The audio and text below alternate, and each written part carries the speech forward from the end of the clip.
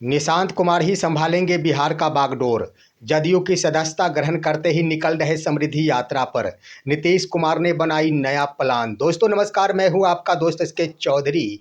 आखिर नीतीश कुमार के बेटे निशांत कुमार जदयू की सदस्यता ग्रहण कर लिए, लेकिन सदस्यता ग्रहण करते ही आखिर एक पत्र जारी करते हुए बिहार भ्रमण का संदेश दे दिया गया है। आखिर इसका कारण क्या है, इसका उद्देश्य क्या है, आइए आज के इस वीडियो में जानते हैं कि मुख्यमंत्री श्री नीतीश कुमार जो राजनीति के माहिर कहे जाते हैं, राजनीति के चाणक्य कहे जाते हैं, वो आखिर चाणक्य नीति का प्रयोग बिहार की राजनीति में करने जा रहे, जिसके आधार पर आखिर बिहार का बागडोर कहीं न कहीं नीतीश के हाथों, निशांत के हाथों में ही देने की बातें चल रही है। बयानों से स्पष्ट हो रहा है। दोस्तों आइए आज के इस वीडियो में जानते हैं कि आखिर सच्चाई क्या है और निशांत की पॉलिटिकल एंट्री बिहार के लिए क्या कुछ दर्शाता है। लेकिन आप मेरे इस चैनल को अगर सब्सक्राइब नहीं किए होंगे तो कृपया अभी सब्सक्राइब कर लेंगे।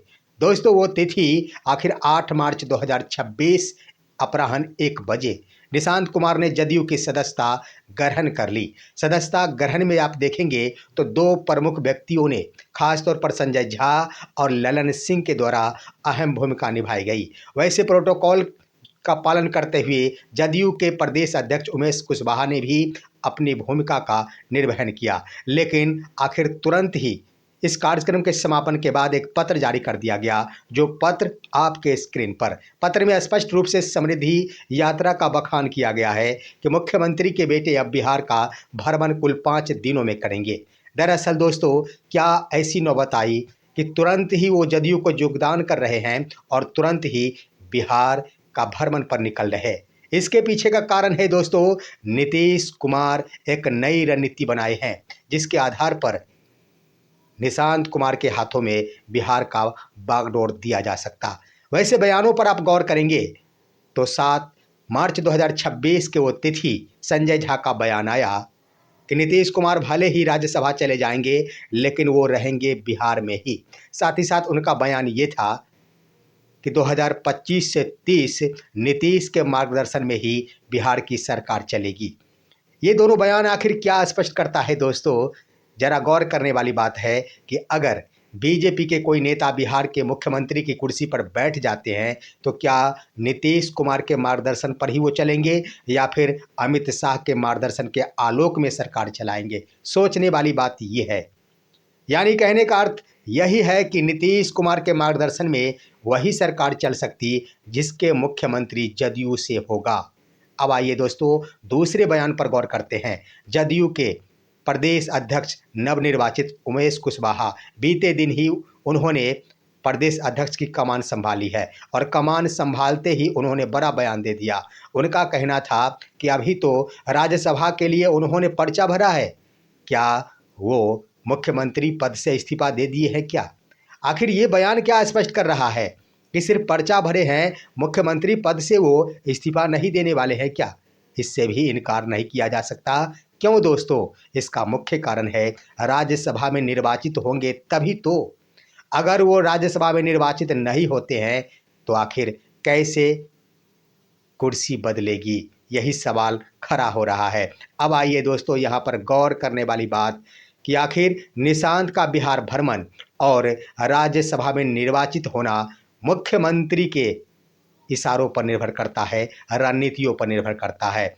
दरअसल दोस्तों अंदर खाने जो खबर मिल रही और बयानों से स्पष्ट हो रहा और जो भी राज्यसभा कैंडिडेट के रूप में इन दिनों बयानें दी गई है, उससे स्पष्ट हो रहा है कि नीतीश कुमार हो न हो 5वें कैंडिडेट के रूप में आ जाए एनडीए के।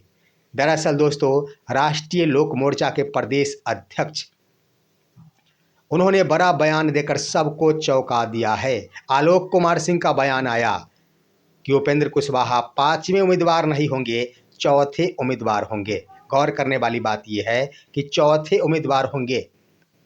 अब दोस्तों यहाँ पर स्पष्ट है कि एक राज्यसभा सांसद के लिए 41 विधायकों का होना जरूरी है। इसके आधार पर 4 के 4 राज्यसभा सांसद तो जीतना बिल्कुल तय है एनडीए का, लेकिन पांचवें उम्मीदवार के लिए आखिर मुश्किलें तो जरूर होगी।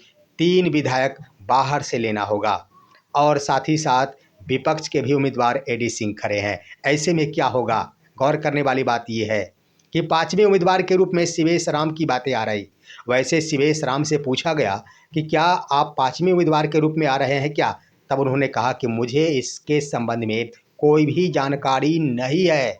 अब जब जानकारी ही नहीं है, इसका मतलब कोई ना कोई खेल तो जरूर हो रहा। जहां पर होना ये चाहिए था कि 2 कोटे, यानी जदयू के 2 होने चाहिए थी, बीजेपी के 2 होने चाहिए थी और 5वां नंबर उपेंद्र कुशवाहा को मिलना चाहिए था। लेकिन उपेंद्र कुशवाहा के प्रदेश अध्यक्ष के बयान के अनुसार वो चौथे नंबर के उम्मीदवार हो रहे, यानी उनकी जीत सुनिश्चित हो रही।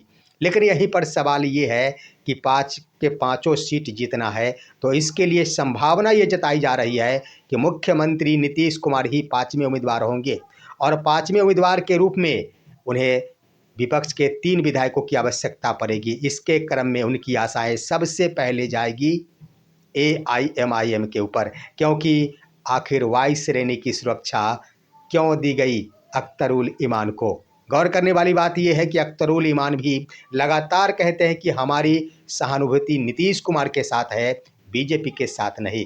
तो आखिर यह बयान मुख्यमंत्री कब सटीकता से स्पष्टता लेंगे, इस पर कब अख्तरुल ईमान यह साबित कर सकेंगे कि उनकी सहानुभूति नीतीश कुमार के प्रति है। इसलिए यहाँ पर दोस्तों गौर करने वाली बात यह है कि 5वें उम्मीदवार के रूप में जो ही नीतीश कुमार खड़े होंगे, या तो विपक्ष की ओर से 3 विधायकों का समर्थन मिल जाएगा।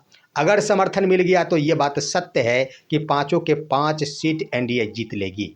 लेकिन उसके बाद क्या होगा, उसके बाद नीतीश कुमार और भी शक्तिशाली हो जाएंगे, क्योंकि जिस रणनीति का प्रयोग करके उन्होंने 5 के 5 सीट जीती है, यह एनडीए की एक बहुत बड़ी जीत जरूर है। इसके आधार पर होगा क्या, मुख्यमंत्री का पद बदलना सुनिश्चित हो जाएगा और मुख्यमंत्री जो ही बदलेंगे उसके आधार पर स्पष्ट है कि किसी और को नहीं, नीतीश कुमार अपने बेटे को ही मुख्यमंत्री की कुर्सी पर बिठाएंगे।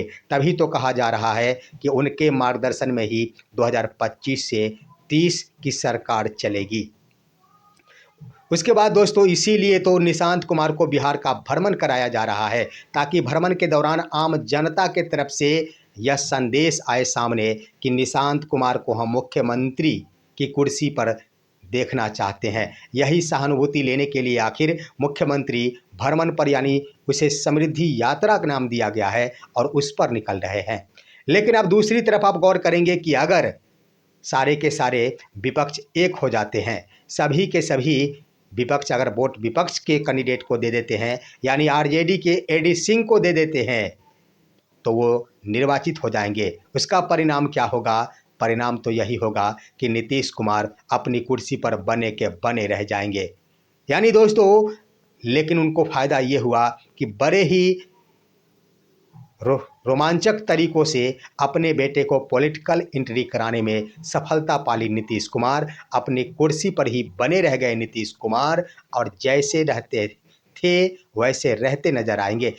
जिन बयानों के आधार पर कहा जा सकता है कि उमेश कुशवाहा के द्वारा कहा गया कि रिजाइन देंगे तब तो, यानी कहने का अर्थ कि अगर वो हार गए इस चुनाव को तो रिजाइनेशन की आवश्यकता ही नहीं पड़ेगी। इससे स्पष्ट हो रहा है दोस्तों कि आखिर मुख्यमंत्री श्री नीतीश कुमार का प्लान बहुत बड़ा है और यह प्लान आखिर द्वितरफी है। एक तरफ जहां एनडीए को 5 के 5 सीट दिलाने की ओर उनकी योजना है, तो दूसरी तरफ अपने बेटे को शीर्ष पद पर बिठाने की चाणक्य नीति है। इस पर आप क्या कहेंगे, अपनी राय कमेंट के माध्यम से दीजिए। हमारे इस वीडियो को ज़्यादा से ज़्यादा लाइक और शेयर कीजिए और अब दीजिए अपने दोस्त को इजाज़त। हम फिर मिलेंगे आपसे अगले वीडियो में, तब तक के लिए नमस्कार।